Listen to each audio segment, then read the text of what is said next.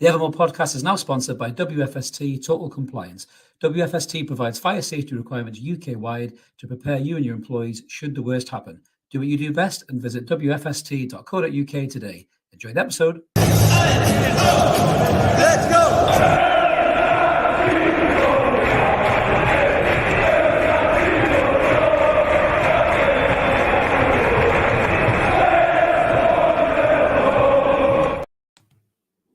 Good evening, everyone. Welcome back to the Evermore YouTube channel. It's Monday night. It's 10 o'clock-ish. Sorry about being a bit late there, but what are you looking at? What are you looking at? Well, we're going to ask the question, what's going on? I think we've just been overflown by some fighter jets or something, but this I can hear that. I can hear that as well. That properly threw me. So, sorry, weird start to tonight. Don't start saying there's fucking World War III breaking out on the Evermore podcast, Mark. That is not what's going on. That is not what's going on, everybody. Stop panicking. Mark's scaring the shit out of everybody this Monday night. My God. I'll tell you what's going on. We've just watched Liverpool get dangerously closer to Newcastle in this top four race. And we weren't the only one. Dan Ashworth was in the crowd watching. Who? We wonder. We'll maybe talk about that in a minute. We've got a few comments already jumping in about this. We're going to get stuck right into everything, what's going on, Newcastle, and even a new section tonight, which we're going to get into in a minute. Just before we do, a little reminder, if you haven't already, consider subscribing. We'd love you to come on board. We've had loads of new subs recently after my rant over a certain Wazik TalkSport presenter, and it wasn't Paul Merson, it wasn't Simon Jordan, no, it was the Pound Shop Tim Lovejoy. You know who he was. I'll say that because Mark liked that line in particular.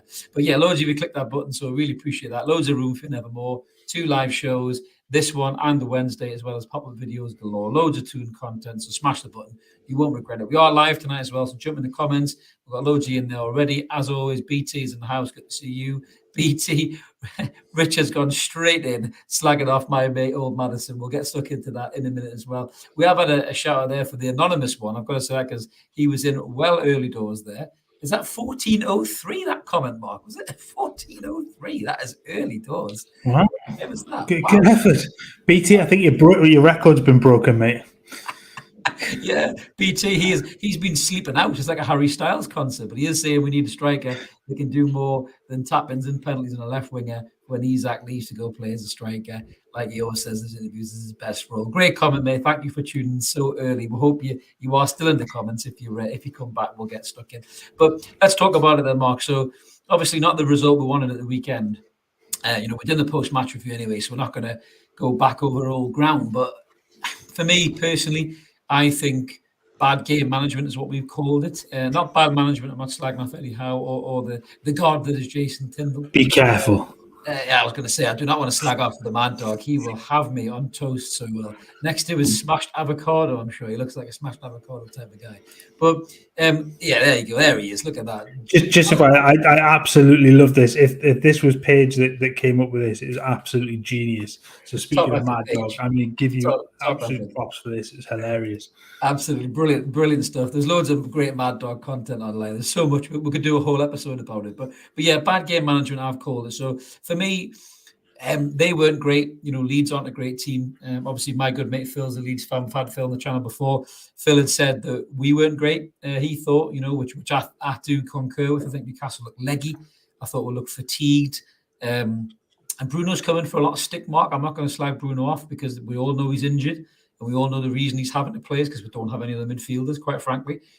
Which again was an issue with the transfer market, which I'm sure we'll talk about in a second too. But for me, the bad game management comes in, Mark, that when we go 2-1 up against this lot, we have to control that game, mate, don't we? We can't let them back in like we did. I mean, how on earth did that even happen?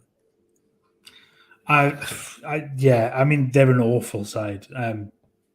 Let's be frank. They started well. First 20 minutes, they could easily have been 2 up, couldn't they, with the goal and then the penalty. I thought was poor defending overall, really from kind of the whole lot at the back for the first goal.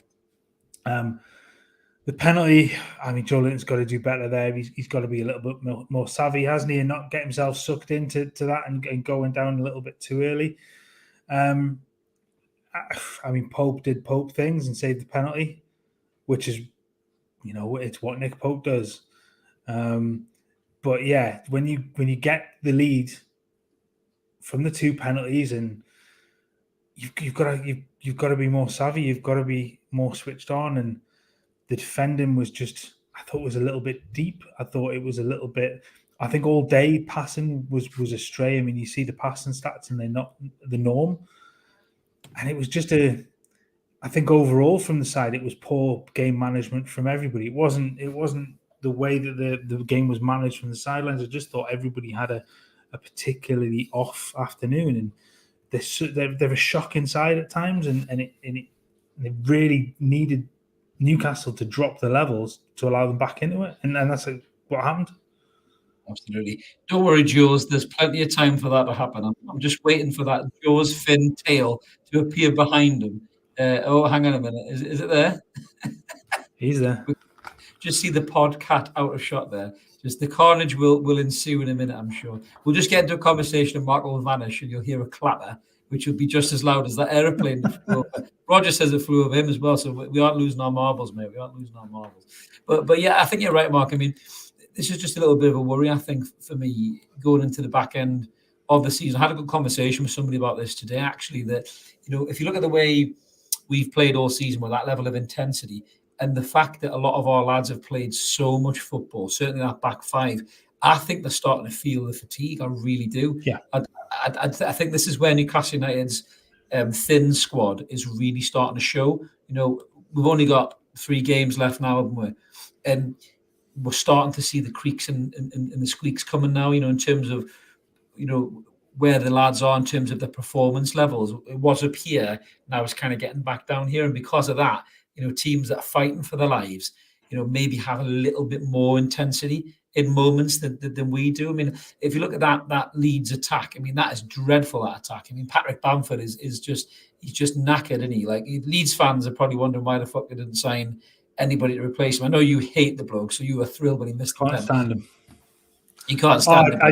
I took massive delight in that penalty getting saved. I mean, I could not have been more happy. You cheered louder than that plane.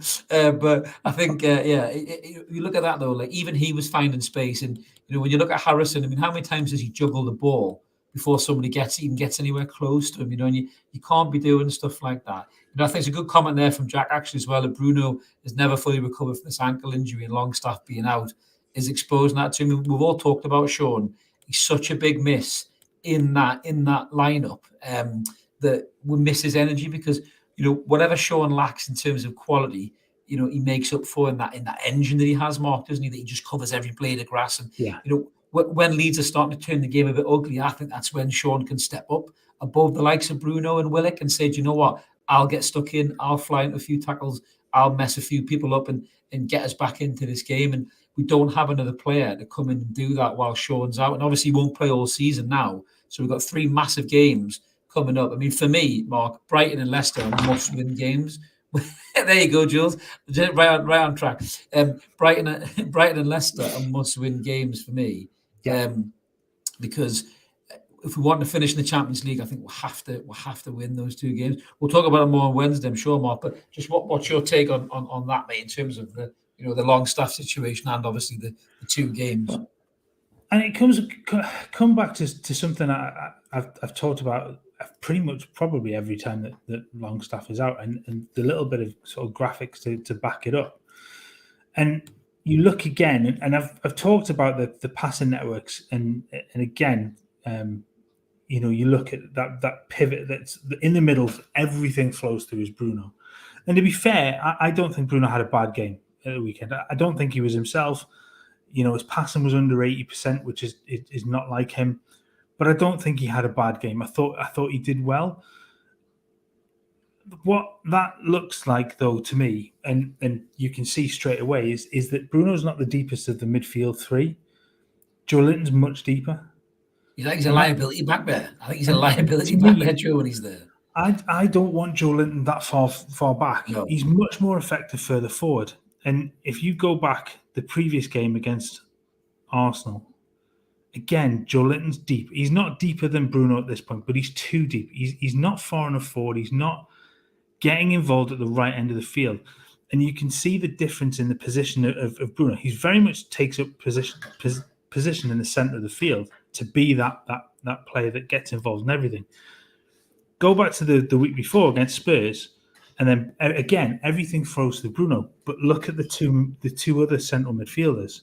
Yeah, You've got Joelinton much further up on the left, working in tandem with on that left hand side, and you've got Sean further. Obviously, you've got the further forward on the right hand side. Manchester United again.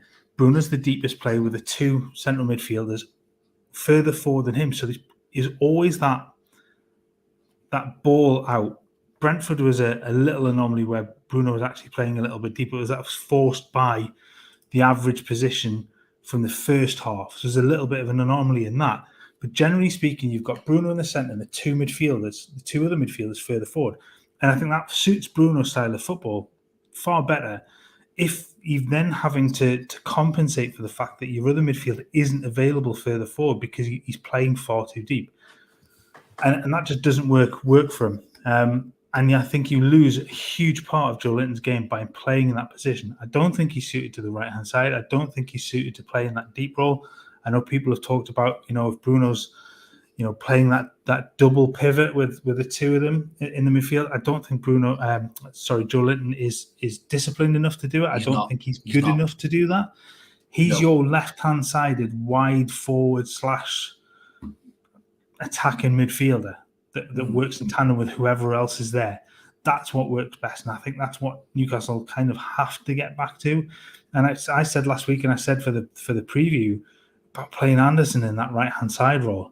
So I think that was far better. Yeah, and he did it right again. Exactly. He did it right again. Anderson, when he come on, he got stuck in and looked there. Just see Ian's comment. Ian, we have a mug for you, mate. Drop us a DM on Twitter because I don't have your new number anymore, mate. You don't have mine. I'll gladly meet up with you and have a coffee and dish you your Evermore mug that you won for your Belter comment a couple of weeks back, mate. So drop us a DM on Twitter, bud, and we'll get that all sorted for you. But yeah, I mean, just looking down some of the comments there as well. Let's have a look here. Just some of the comments coming in. Yeah, we've got one for Roger. Just saying that Longy not being there. Yeah, definitely ceased Joelinton going forward, as you rightly say it, Mark, as well. Jules is saying big up for the Chaos Cat. Love that. Love the hashtag Chaos Cat. That's a new Twitter handle. Gotta love that. I think he is definitely out, Jack. It's kind of back and forth, Mark, isn't it? He's broke his foot. He's not broke his foot. He's going to play. He's not going to play. But I think given the fact that his injury is so is kind of a bit of a serious one, I don't think Eddie will risk him for the rest of the season, in all fairness. Comment from T-Dog. Wilson bench, Isak through the middle. I tend to agree with that, Mark. Weirdly enough, if you look at the goals, so it's 2 penalties. Isak wins both and Wilson scores both. I mean, even though Isak asked for the first one and Wilson basically said no, which Isak looked really pissed off about. But mind you, when Wilson scored, it was a cracking pen. Isak was the first to celebrate when the camera zoomed out, so fair play, do you know what I mean? But I tend to agree with what T-Dog's saying here. For me personally, outside of the goals, I don't think Wilson did a great deal, but we'll come on to his form in a minute, which is unbelievable. But in terms of his overall game performance, I don't think he did a great deal. Bar the 2 pens, did he? No, but that's kind of what you get from Callum Wilson. You get the goals, you get him in the positions, and he'll take them. I think he was absolutely cool as fuck for the penalties. He was ice cold.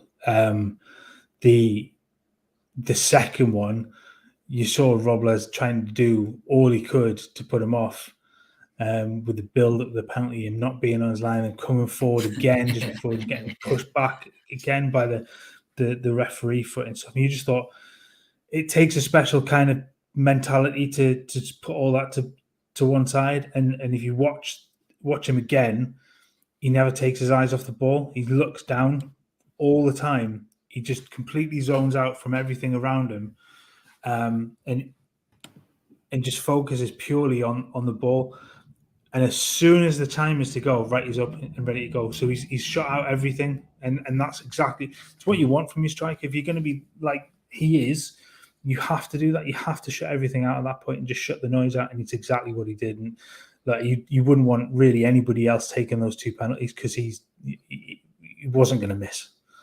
Absolutely, man. Absolutely. Comment there from Alan saying, well, lads, if we did know it was going to be a tough game on Thursday. We do know after Brighton destroyed Arsenal, but it's in our hands. 2 home games for Champions League. Bring it on. Yeah, I'm very much with you, Alan.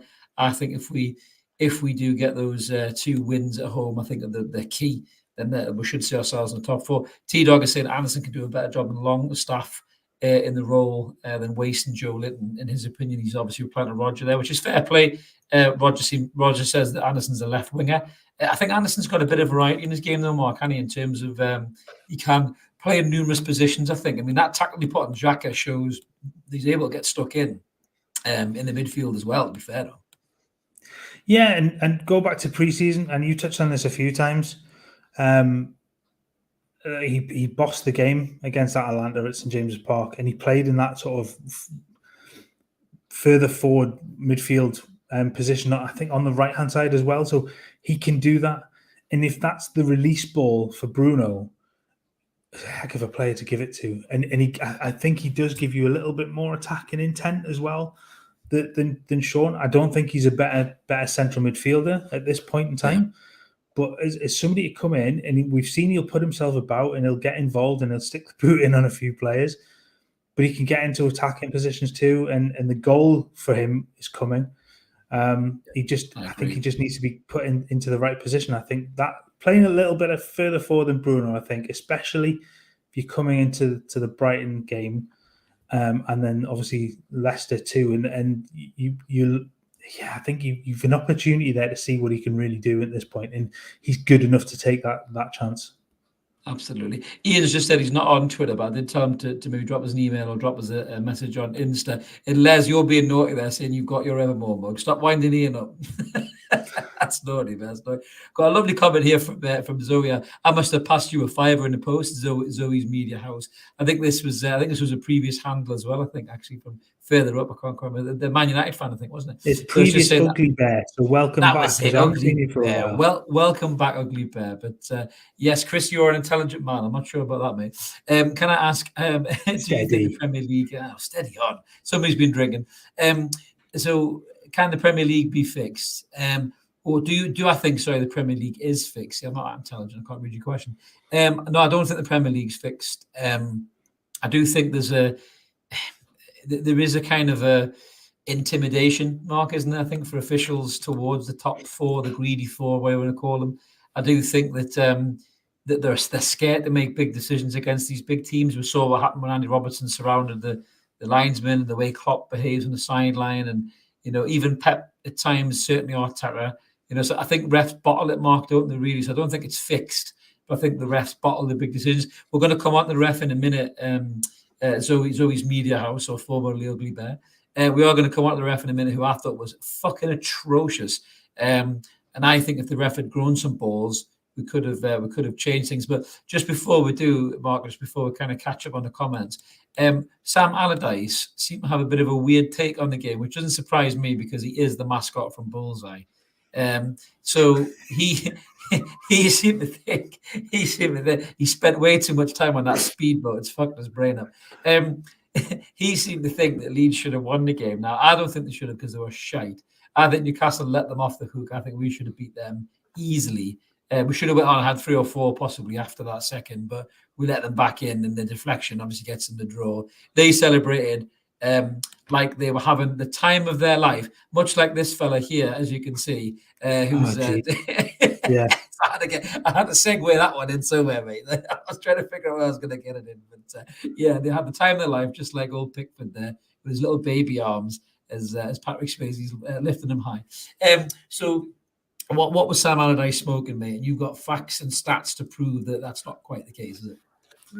I mean, Big Sam afterwards, he's saying, I think Leeds did sort of done enough to win the game. We think they were the better side. They should have come away with all 3 points. And for the first 20 minutes, fine. I thought you were the better team. I thought Newcastle were a little bit asleep until they got a foothold in the game. And Leeds, I thought, did all right for the first 20 minutes and then shot themselves. Mm-hmm. But if you want to, if he talks about them having the opportunities to win the game, and if you don't give away the silly penalties, but you did. That's the point. You did give them away. They weren't non-penalties that were given either. They were terrible penalties. Ones. Oh, for fuck's sake! But look at the stats of the game, Sam. You had 36% possession. Newcastle had double the number of shots. They had more shots on target. They had more corners. More shots. Obviously, 4 more shots from inside the box, forced the goalkeeper into more saves.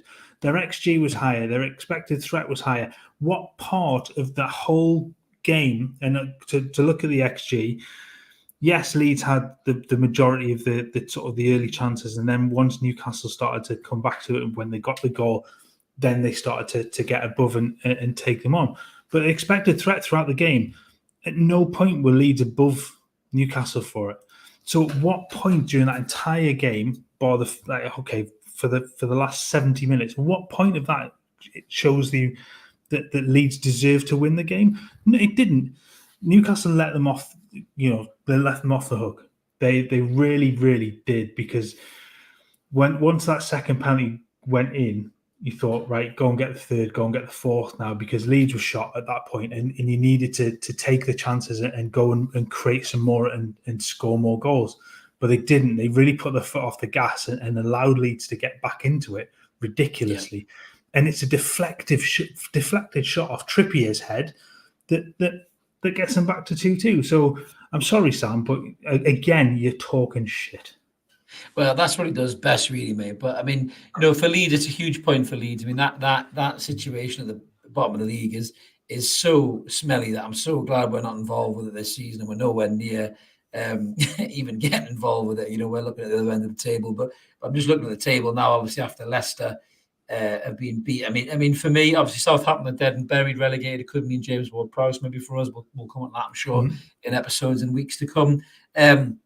But Leicester, to me, look like they're dead and buried. We've had a few comments just about Maddison. Sorry, I love this comment. He reminds me of Droopy Dog. Brilliant. He has got that sad, droopy face, hasn't he? But just some comments about Maddison. There's been a few kicking on further up. I'm going to pull John ones up here. Saying we desperately need a consistent free kick and corner taker. James Ward-Prowse again could fall into that. Maddison fits the bill, but what do we lose to accommodate him in the team? I mean, I'll take this one quickly, Mark, because we have talked about Maddison, and we are going to talk more about this list of 8 players on Wednesday in a bit more detail. Yeah. Mark's going to have his stacked computer working overtime, so we'll be able to see what Maddison or Ward-Prowse can do from dead ball situations. But I think just taking Maddison in isolation, I think if we get a proper number 6, Mark, as people are saying that we are going to go for, and it's clear that we have to have that in the side because we're so open without it. If you have a proper number 6 and you have a player like Bruno who can do both, and you have someone like Maddison alongside him, I mean, I personally think, I know Maddison got some stick further up in the comments. It's way further. I'm not going to scroll up and get them. But he had some stick in the comments about not being fit enough, maybe, fitting into this equation. But I think for me, Maddison is that good of a footballer that if you put him in this team with the way Eddie Howe wants him to play, I think we would see unbelievable performances from Maddison. Having players like Isak who can read that pass, or even Almiron on the other side, or Joe Linton or Willock, or somebody who can read that pass that he can find. I think he fits in that midfield perfectly for me, Mark. But what do you think? Yeah, look, Maddison's been, I think, relatively poor recently, and I think it's a sign of the way that Leicester have been. You want to stand out, and I think there were moments tonight where you thought when he got the ball, there were flashes of little bits of quality, and you thought he's the only one. Maybe Harvey Barnes too. Vardy's past it. There's nobody else in that side that you look at and go, you're a threat at the moment. Maddison's been the only one to really cause any. Harvey Barnes again is flashes of in and out over recent weeks, but yeah, there's been nothing consistently from them. But put them in a better side. Put them in a side that's going to work with them, and I think everything's just gone against Leicester over the last few weeks. That's a great comment by Jack as well, Mark. If you put him in a Eddie Howe pre-season, which I think will benefit Anthony Gordon massively as well, because Anthony Gordon's lacking sharpness. You can see that he's blowing from being on the pitch 10, 12 minutes. He's blowing because the level of intensity that we play at compared to Everton. And I think Maddison's probably similar, isn't he, with the way Leicester have been playing? Yeah, I think Gordon anyway, a full pre-season. He's had cameo appearances so far. I think you get a proper pre-season under his belt under Eddie Howe, and you'll see a different player next season. And again, you put anybody under Eddie Howe now, and they will change, their outlook on the way that they train, because they're going to get worked and they're going to get fitter and they're going to, he's going to get an awful lot out of them. We've seen exactly what he's done to the rest of the squad. So, look, if you put somebody like a Maddison in who doesn't look possibly fit enough to be part of it, Not now. I think he would be. I think he would be. Give him 3 months and he would be. Yeah, I agree. Just T-Dog saying that Gordon looks like a massive waste of money. To be honest, confidence seems sharp, but he hopes that you're right. And Alan Thompson saying that every player suffers from a lack of confidence when they're losing. Yeah. Madison's no different. Absolutely. Just a comment there from Zoe Media House. They seem to be pushing Harry Kane on us. I don't know if you're Harry Kane's agent. We'll have a chat off air. Because you're just saying that Howe could potentially be the next England manager. So signing Kane would be beneficial, because earlier on he said we should break the bank for Kane and Son. Now listen, Kane and Son are two tremendous footballers, but what's Harry Kane going to cost you in the market? Was it 88 million they want or something? Is that the going rate, Harry Kane? I think it was something like 80 odd million, but it's wages that will kill you. Wages, because that's the killer. You're going to be. He's on 500 grand a week. I don't think it's going to be anywhere near that. Not in England. If you went abroad, maybe. But I think he's currently on about 200 grand a week. I think if you're going to sign a contract with a team in the Champions League, you're looking at 300 plus. That's not in Newcastle's. It's not where we are. No, I actually think it's just not. I actually think that Wilson's goal scoring form, which will come on in a second, has probably saved his Newcastle career this summer. I think had he continued to be crap, then maybe Kane would have been a realistic argument, but I don't think Kane is going to be for us. I think Kane's destined for Manchester United, personally. That's what I think. I don't think that he'll come here. I mean, the Declan Rice thing is an interesting one, which I know we'll get stuck into on Wednesday, but I tend to agree with what Jack's saying there, that, yeah, he's a great player, but I don't think he's on our radar. But just moving on to a bit more about the game, Mark, and then we'll wrap up and we'll talk about Callum Wilson and our new category as well. So bad refereeing. I thought the referee was fucking atrocious. I know I did the close match. Some people thought I was being a bit too heavy on the guy, but I think he let way too much go early on from Leeds. I don't think he got his cards out quick enough. I think the first player that he booked was Bruno for diving, apparently. But the big thing that gets me in the whole scenario is on that second penalty, when is it Junior Frimpo, whatever he's called, when he puts his fucking, you've got on mute, Mark, you've knocked your mic off again. Firpo, yeah, Firpo. Sorry. So when he puts his hand, I mean, what the fuck is he doing there? It looks like he's Michael Jordan, ready to slam dunk defunk on that one. His hand is so fucking high in the air. How can you not give a second yellow card for that? Send that guy off. If they're down to 10 men, then I think we steamroll them, mate. I think we beat these lot 4-1. 5-1 at this rate. If he sends him off there, so I think the referee totally bottled that, mate. Yeah, agreed. There were a few decisions like that went when there were challenges that got let go. I'm not going to argue with Bruno's yellow card, because I thought that was deserved. I thought he did throw himself to the floor. But there have been others in recent weeks where players have thrown themselves to the floor against Newcastle and not been booked, and that just, again, consistency. But I'm sorry, that is a deliberate handball. Terrible. He's on a yellow card. It should be a second yellow card. I don't understand how it's not. Even the commentators on every channel couldn't understand how he'd not been booked for that. And most of them said, well, eventually when he got sent off, it was 20 minutes too late, because I mean, Firpo's an absolute liability. He's an awful footballer. And I said in our chat earlier on, if you get stuck at him, he'll get booked early. And then you've got him on toast, because he will get himself sent off. And it took a little bit longer than I anticipated, but it happened. But how you can't book him for that is awful. And the referee, I thought, had a really, really poor game. Big time. And it's another one this season where the refs have been awful. And they had Howard Webb on Sky tonight talking about VAR and with the fucking bottle of nonsense that was, mate, wasn't it? Yeah. Well, let's look at some of the ones where you've really fucked up, Howard, because then we want big ones. You're talking about those. But what I took from it was the communication, especially in the one that was the Was it the Brentford one that you was talking about with the Tony penalty?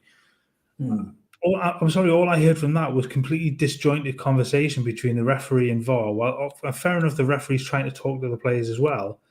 Yeah. But the communication was shocking. And you didn't look at it properly because you've then said that there was a foul in it. So if you're going to use VAR, use it properly. And why is football the only one that fucks this up? Why is football the only one that can't do this right?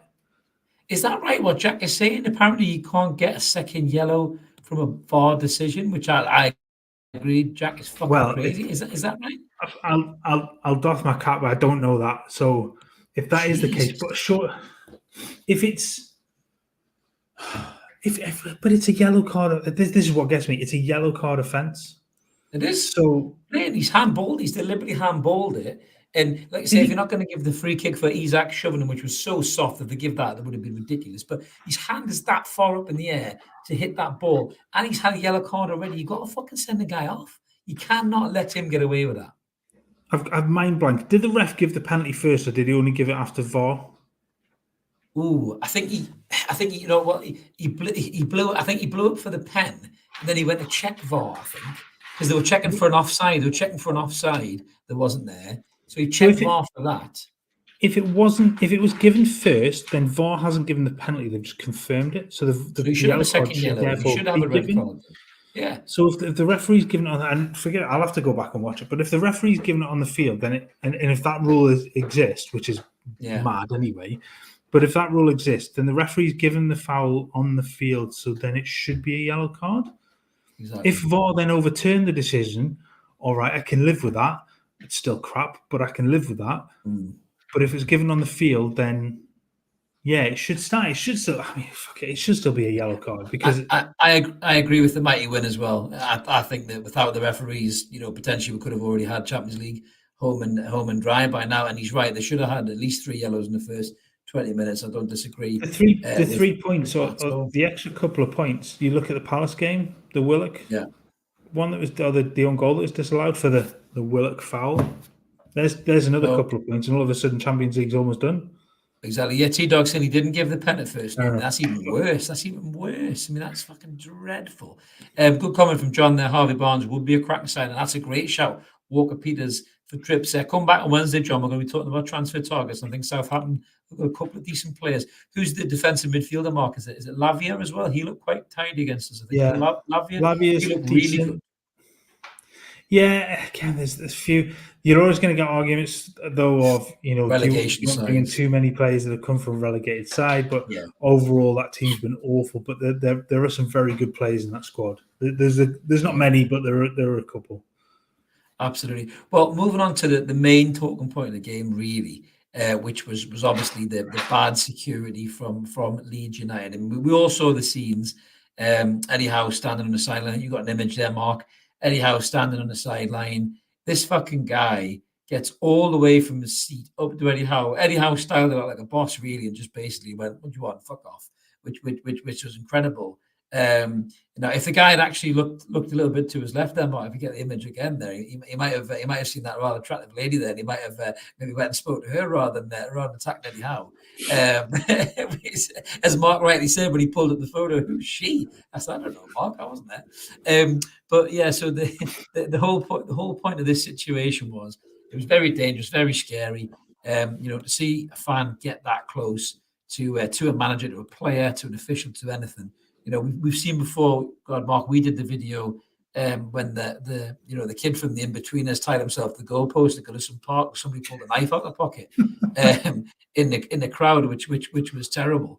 You don't know what people have got on them, in the minute. So the fact that happened was just awful. Now, my rant video is up if you haven't checked it out already about Max Rushton at TalkSport actually trying to say it's hard to take Eddie Howe seriously when he's kind of moralizing about anything, given the fact of who his employees were, which, you guys can make your own mind up about that. I think we pretty much know what our viewers think about that. But, the biggest pile of shit I've ever heard in my life, I think, is what I've said on numerous occasions. But, the safety of managers, Mark, and players and officials is paramount. And, credit to Leeds, got to give them the due. They banned the guy for life. I think that's brilliant. Great job, Leeds.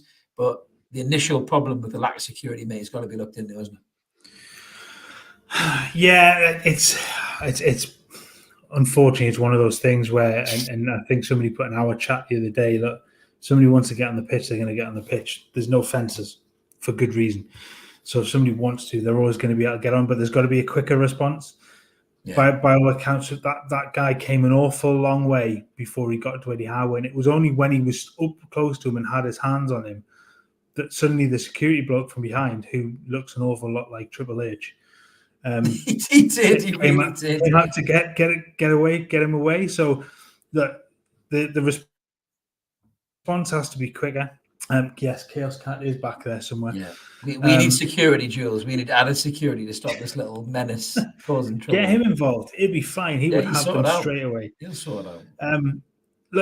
Yeah. And look at the incidents recently. You've got the knacker at Everton who had the knife in his jacket. Yeah, you've got the knacker. You've got the one at Birmingham City a few years ago that ran up and lamped Jack Grealish. There've been numerous others where they've got on and they've gone up to players, and it's just look. It's to the point where something will happen. Something's going to happen at some point, and by the grace of God, it hasn't happened yet. But at some point, somebody will get hurt because there will be somebody that is gone there for they've taken too much or they've drank far too much, and they lose their mind for a second, and something will happen, and it only takes a bad punch, and it could really sort of put somebody out of action for a long time. What they should have done is got Big Uncle Phil from the Fresh Prince of Bel-Air, who could have thrown the guy out of the ground, a bit like what he did here to Jordan Pickford as well. So get out of that house, Jordan. So yeah, we had to get these two in somewhere. I love the fact that you shoehorned both of those in. Can we? Can we just talk about that? Can we just talk about that Jordan Pickford dive? Because what on earth was that all about? I get trying to stretch back to then try, because you go in the wrong way, you put your hand up to try and get there. But what's the dive afterwards? What on earth? There's one thing and what he's doing that for, and it's just for the cameras. Just for the paper. He's stopped being a goalkeeper. He's actually becoming a complete meme of himself. He's just awful. He's embarrassing. How he's England number one is beyond. I could do an entire podcast on this on my own because he's fucking woeful. Well, that's great, mate. I'll take the night off, mate. I'll just let you get crack on and slag off Pickford. To me, to be honest with you, England's number one is between Ramsdale and Pope. Has to be. This guy is just not good whatsoever. He buckles under the pressure in the big moments in the Premier League. Yeah, he's never let England down, but he will do. He will do because his mentality isn't there. By the way, credit to Roy Keane for going in on him as well. That was a thing of beauty. That was. I mean, when you get scythed down by Roy Keane like that, even though he's not a player anymore, he verbally scythes you down just as he did as a player, and he absolutely battered him. So T-Dog's enjoying the Pickford crack. He said, "You better get more pictures of Pickford from yesterday. One of his dives after the ball was past him. The net was hilarious. I didn't see that one. Yeah. But he dived. The ball was behind him. Is that the one from the free kick where he think so. He's prone to that, isn't he? The ball's already in the net and he just throws himself. And you're like, at some point you're going to injure yourself doing it. And not that I want somebody to get injured, but I'll laugh because you're doing it to yourself. Yeah. There's absolutely no need to dive because he's never ever going to get anywhere near it, and you just make yourself look like a complete tit. Memosaurus. That's exactly what it is, Roger. Memosaurus, yeah. To be fair, I don't think he's all there. I know all keepers are mental, but I don't think he's there at all. To be honest with you, he is definitely wired completely differently to everybody else. But somebody who was there and somebody who did have the right mentality, segue, was Callum Wilson. So Callum Wilson is having his best season yet, I think, Mark, isn't he, statistically, in terms of the Premier League? He's got 17 goals now. And he took his penalties really well. The first one was really well taken, slipping right into the corner, show Patrick Bamford how he actually meant to do it. But the second one, the pressure Wilson was under for that, with the moment of the game and the way he took it expertly, right down the middle. I mean, he didn't have much in-game involvement, as we say, but when you don't have much in-game involvement and you score 2 goals, you're probably doing your job as a goal scorer. And Wilson's on fire at the minute, as was said. I think that's probably kept his place for next season, as our number 9, because I think before he hit this vein of form, am I right in thinking he's got 9 goals since January? Is it 9 goals since January? I'll have to check that, but yes, But he's outscored Haaland. Very... I think he's outscored Haaland certainly in a period of time. You mentioned Haaland, right? That's actually that's a good segue into talking about him for a second, because people say, "Oh, Callum Wilson's he's got to get involved more in the play. He's got to do this. He's got to do that." Erling Haaland had 5 touches of the ball in the first half against Everton, and he scored.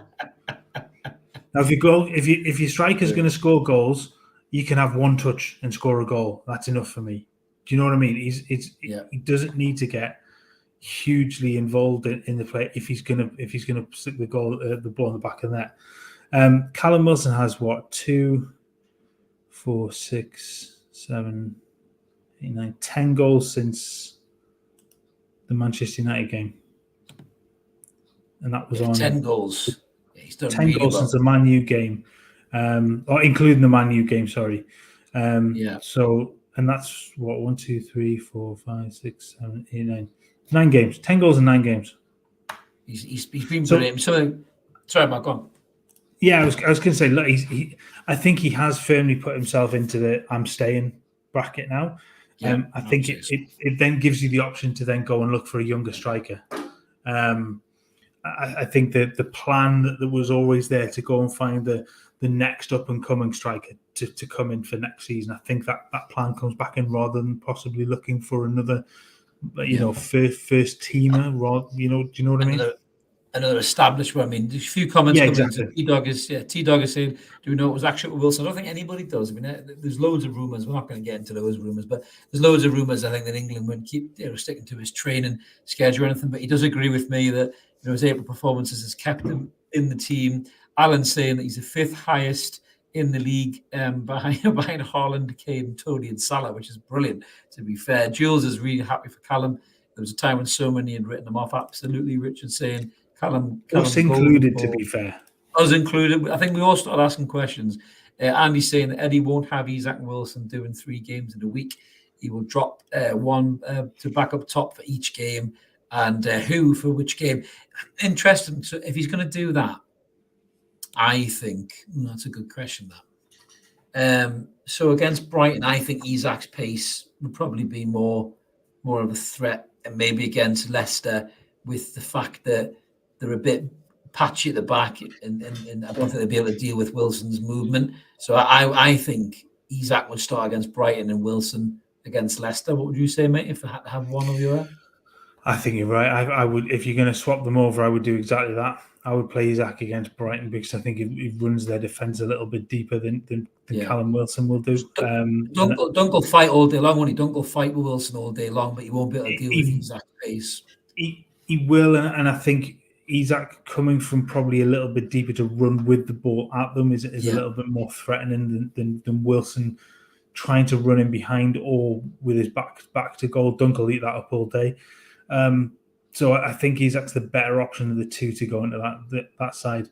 But I mean, that's no slight on Wilson's form at all, because he's been outstanding, and it's just the most number of goals he scored since his championship season in 2014-15 with Bournemouth. He looks sharp, and he looks hungry. He looks hungry for it again, doesn't he? He does. And look at the goals per game sort of ratio. He's played 18.9 90 minutes in the Premier League this season and scored 17 goals. That's a brilliant return, isn't it? Last season was 12 in the season before. So last season it was 8 in 15. Season before, 12 in 23, 8 in 32 for Bournemouth. The season before that, 14 in 28. His goal per 90 ratio this season is exceptional. But with Wilson, it's always been the injuries has held him back. Always been the injuries. And touch wood, he seems to be in a situation where he's not injured a lot. But because he's been in and out of the team, I think we've been getting the best out of him. But he wants to start, and Isak wants to start. And I think the injury to Longstaff has allowed Eddie the chance to do that. But I agree with a lot of the comments not just on our show, on a lot of shows, a lot of other channels as well. I don't think you get the best out of Isak by pushing him out left. I don't think that works. I think Isak's more of a threat through the middle. I mean, Maxi came on, and I don't think he was great at the weekend, but nobody was really great. But I think there's an argument to start Maxi on the left, Isak in the middle, and Miggy out right against Brighton on Thursday, and go with that as a front three. And save Wilson for the bench, possibly, mate. My hesitancy to suggest that would be just how much defensive work you need, because True. Brighton's wide players particularly will punish you, and their fullbacks do get on, and I think that unless will you play target left back. Yeah, potentially. I think it's all about stopping their balls sort of down the flanks and stopping their wider players. Yeah, Ferguson can, he's still raw. He's still young. He can cause problems, but he's not the finished article yet. But I think they're in the bulk of their brilliance is from the midfield through McAllister and Gross, and then is Enciso. He's a good player. And then from the wider players, and look, they've been exceptional. So it's going to be a difficult game. I'm not sure it's one for Maxi. I genuinely don't. I think possibly Leicester might be better for Maxi, a bit more space to run in. Running those gaps. I mean, look at the amount of space that Liverpool players were getting. In particular, Curtis Jones got first half with the 2 goals, and he was just allowed to get into spaces. And I think that would suit Maxi down to the ground. That's a fair comment, Jack. But I think he's a bit rusty because he's not had a lot of football, has he? But I mean, I think Target might be on his bike in the summer. Actually, I think we'll get another left back in. I think, and that'll be the starting left back, and Byrne will be the fill-in left back stroke centre half as well. But just moving on to the last couple of categories, Mark. So a bit about the news strip reportedly doing the rounds on the social media channels, which is supposedly this one. Now, I'm just laughing at the prospect of Oliver Holt and Max Rushton wetting their pants and having piss dribbling on their loafers or their sandals. Incoming. Yeah, absolutely. The snowflakes melt when they see Saudi on the front of a Newcastle United strip. So I'm actually all for that, just to see Oliver Holt have that complete nervous breakdown. But what do you think of that strip, Mark, if that is the strip? Do you know what? I actually quite like that. As a kit, it is.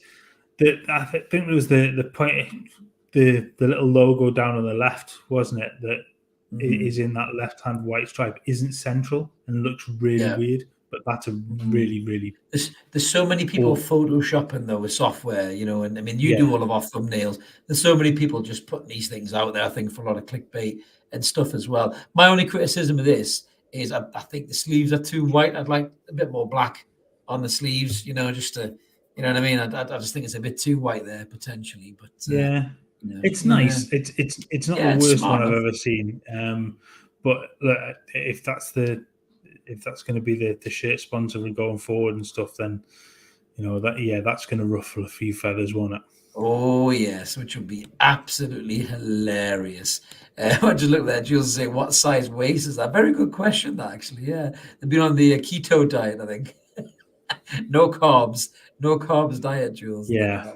But put it this way, I don't think either Mark or I will fit into that at all, to be fair.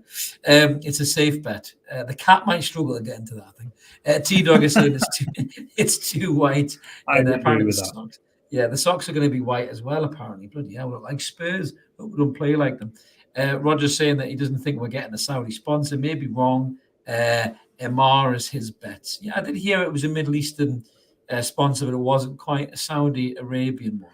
And that was my take. I was going to say I'd take my take as well, because it kept it slightly away from the Saudis, so there wasn't this whole thing where it was creating income that wasn't really there and stuff. So I don't think it will be that, but that's a general feel of what somebody has been going around as what the kit may look like. So whether or not that's the sponsor or not is a different story. It's going to be ever more, lads. Mark's cat has found TikTok fame, and we are now mega rich as a podcast. So we're going to sponsor the shirts next season. So that's what it is. A couple more comments before we move on to the other one there. I've got a comment from John's Kitchen. Flying to Newcastle on Air Saudi. Nicer touch than Flyby. The Flyby don't go bust every 2 minutes. Stephen saying Murphy over Miggy at the minute. Yeah, he can cross.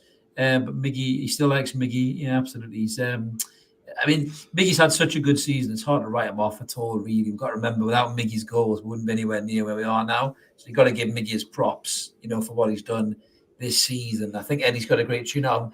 Will that purple patch return? I'm not sure, Mark. I think we've probably seen the best of Miggy in a black and white shirt this season. I'm not sure he's going to do that again next season. But he's a great player to have in the squad for his energy and his legs. Like if we're in the Champions League, for example, and we do sign, say, a Diaby or a Rafinha or something, and they're playing in that position.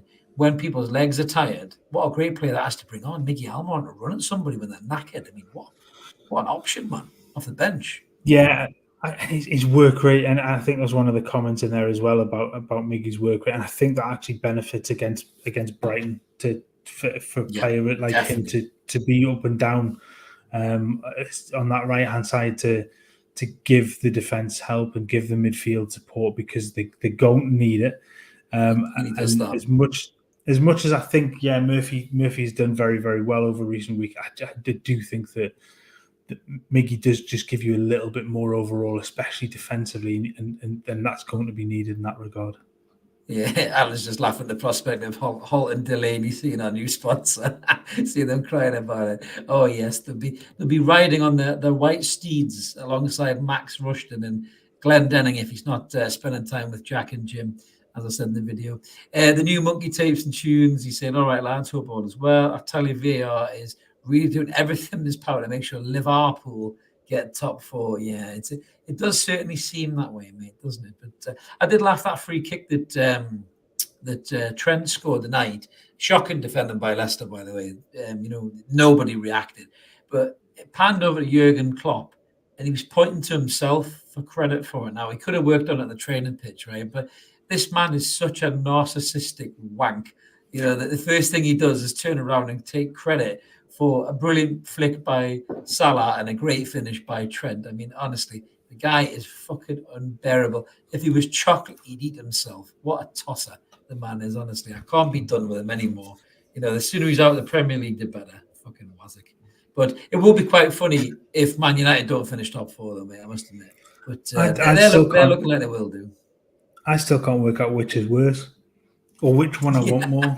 Which do I want more? Do I want Liverpool to get in top four? Do I want Man U to get in top four? Both of them to go. Get like Brighton or Villa or something. Fuck them too. It'd be great to see us in there and Brighton. Imagine Newcastle and Brighton in the Champions League. It'd be fucking superb. I do agree with you, New Monkey. I think Leicester Down, we said this earlier on. They just look like a beaten side. The reminders. Roger's like that one. On you go, Roger. The reminded us basically of Newcastle under McLaren. Really, I think just when we were absolutely shocking. McLaren, there's a name. He might make the See You Next Tuesday list. Little plug for tomorrow. Tune in tomorrow morning. There's a double inductee into the See You Next Tuesday list, so don't miss that one. You'll all remember these two horrible bastards, and I'd love to hear what you got to say in the comments as well. So make sure you check that one out, guys. But just to finish up on the last section, a bit of a new section we're trying tonight, Mark, isn't it? Something called Out of Tune. Probably something we'll do a little bit more of in the close. You're singing? Well, I don't know, mate. I don't know, mate. Me and you can croon quite well, to be fair. But yeah, Out of Tune. Well, not as well as Die, but it has been known, mate. It has been known for us to sing a good few tunes now and again, especially in the car karaoke. But yeah, Out of Tune is just basically anything to do that isn't Newcastle United orientated. So my eyes were drawn to this story today, and I've got the story here now. Not to sound like Graham Souness, but I think Paul Pogba is one of the most overrated footballers I've ever seen in my life. I cannot understand how people think this kid is as good as he is. He's a proper Instagram footballer. He's got more haircuts than assists, more dance moves than goals. And he spent the last God knows how long completely injured and just being a general knob, really. So he had his return from Juventus. So I think it was a gap of 390 days, I believe it was, Mark. His grand awaited return for Juventus. They were teasing it on his socials, I'm sure, on his Instagram, with all sorts of fucking smoke and mirrors and neon lights and everything else.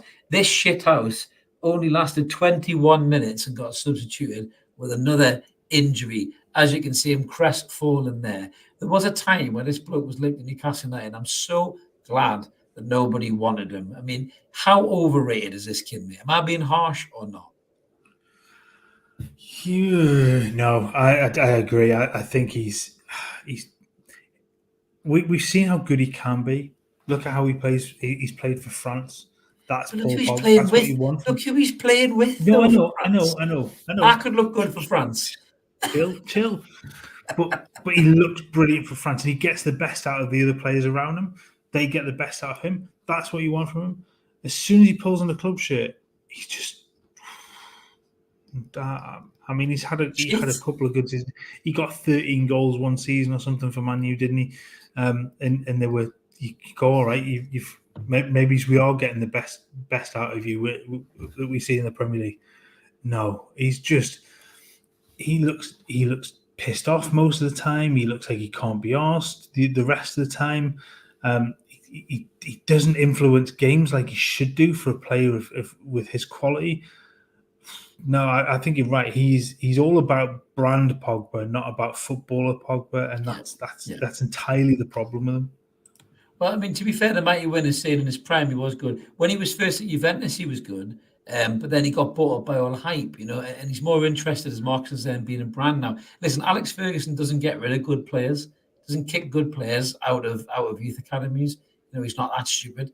And I think for me, he knew Pogba's attitude was rotten. And he's more interested in being a celebrity than he is being a footballer. As the new monkey says, he's like Maguire and Pickford, absolutely shit for the club and never lets the country down. I don't disagree with that. I mean, but like I said, if I was playing next to Kante and Mbappe and Griezmann, and Varane and all these other lads and Benzema and, you name it, I'd probably look half decent as well. He's not that good of a player. He like I say, his attitude stinks as well. I remember when he was at Man United and things were going a little bit tough, and all he did was moan about, how he's this great player, and then he kept talking about Real Madrid all the time, didn't he, and all that stuff, and didn't endear himself to Man United fans at all when they really needed somebody to muck in and help them out. And I just, for me, as soon as he's out of the game, the better, really. I'm not wishing his career away, but sooner he's out of the game. I just laughed at Alan's comment there. More overrated than a porn movie. I don't know what porn movies you've been watching, mate. I've seen some crackers in my time, mate. I'll tell you what. I'd certainly rather watch them than Pogba, that's for sure. He is a slightly bigger see you next Tuesday than anything I've seen in them. Cue the comments now. Cue the comments. Here come the sex spots. That's what Alan's done it. But I did see that. It did catch my eye. But I'm sure it's something that we'll do a bit more of in the close season when some of the Newcastle United news potentially dries up a little bit. But that's just pretty much wrapped up, Mark, I think, for another What's Going On. It's been a pleasure, as always, mate, chatting to you about it. As always, from you, me, and the podcast. Yes. The Chaos Cat, absolutely. But just as I always mention there, if you just check us out for the first time tonight or you haven't already, click that subscribe button. We'd love you to come and join us. If you can drop a like on the video too, really helps get it around YouTube and stop Smart telling me off, because I always forget. Make sure you tune in tomorrow, 7 a.m. We will have the See You Next Tuesday, the 8th inductee to the See You Next Tuesday list tomorrow. So make sure you check that out. And we will be back with Evermore on Wednesday at 7 p.m. I know it's Champions League night, but come and watch us for a bit just before the game kicks off, because nobody wants to talk I'm so sorry. I had to bring that up. Do you know what, mate? I wouldn't do it anymore. The best thing I ever saw on Babe Station, go find it somewhere, was the guy ringing up talking about biscuits. One of the Yorkshire guy. Have you ever seen that? It's a wind-up thing where he's talking about biscuits. It's the funniest thing I've ever seen. It was like a phone jacker type thing. It was absolutely hilarious. But I wouldn't waste my time on Babe Station, mate. No, certainly not. Maybe back in the day, but not anymore. But listen, that's us all wrapped up for on that note. So we're going to see you later. We'll catch you next time on Evermore, everyone. Thanks for tuning in. Have a good evening. See you later. Take care, guys.